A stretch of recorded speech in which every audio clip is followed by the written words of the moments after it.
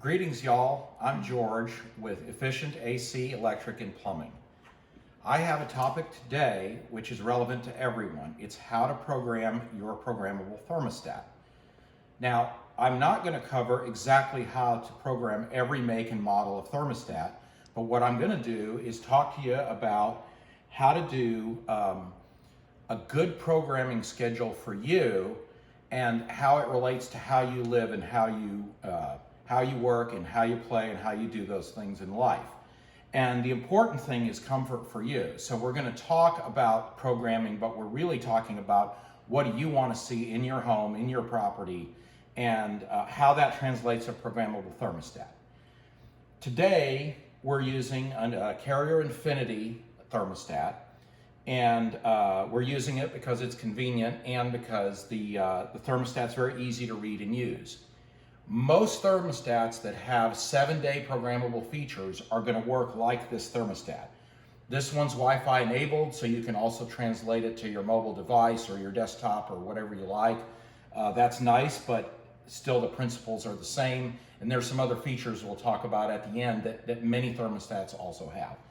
So with the Carrier Infinity thermostat, I'm going to take you through the menu, and I'm going to take you either to comfort profiles or schedules. Comfort profiles for this thermostat talk about for different times in your day what profile of temperature you want to see. With that, we can also look at schedules, and we're going to view or edit schedule, and there's the schedule that this thermostat is set up with. So the comfort profiles it has in it are wake, away, home, sleep, and sleep. And I'll get to why there's 2 or maybe 3 on some of these. We've got this thermostat set up to set back moderately based on comfort. So when you're thinking about programming your thermostat, I would urge you to think about programming based on efficiency, not comfort, not efficiency, and work your efficiency differently. As you'll see here, we're going to start with wake. So from sleep, we've got a 71 degree temperature for heating, a 75 degree temperature for cooling.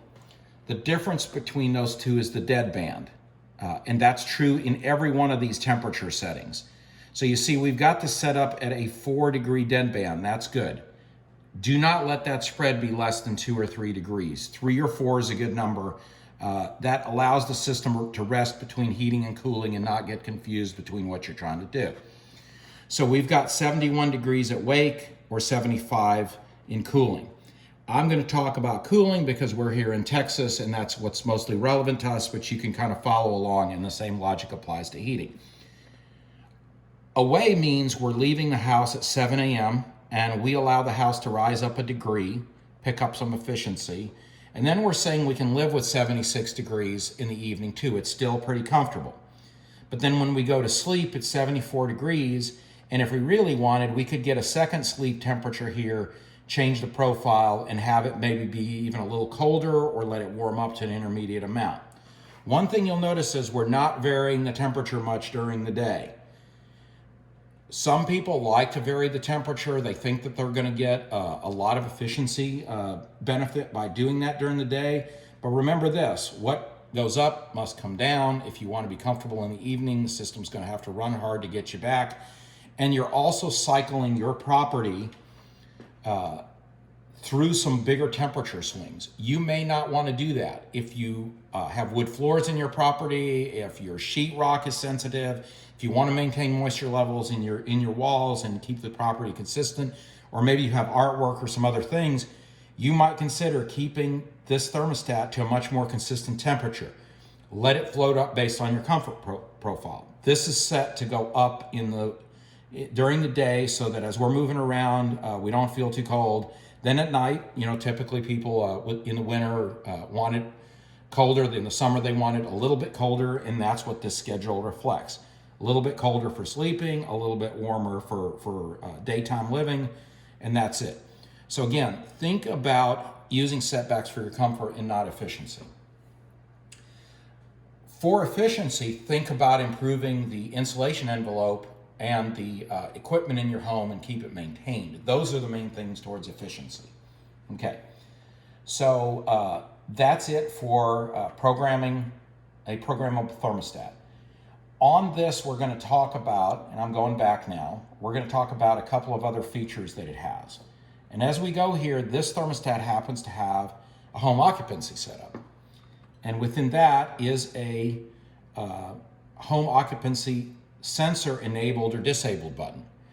Disabled means the thermostat's not going to check to see whether people are moving around.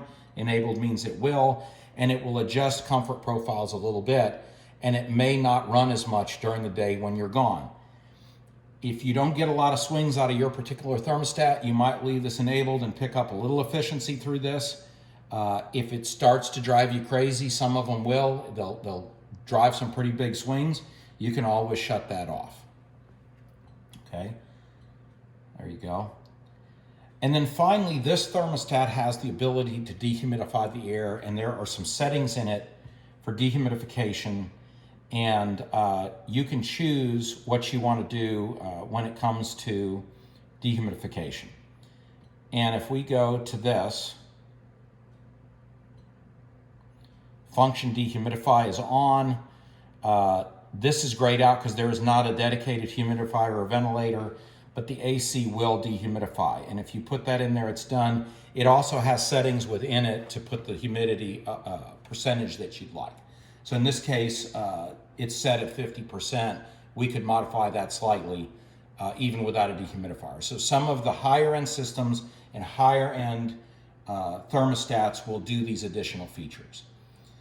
So that's really it for programmable thermostats. For questions or concerns, you know how to reach us at efficienttexas.com. Bye.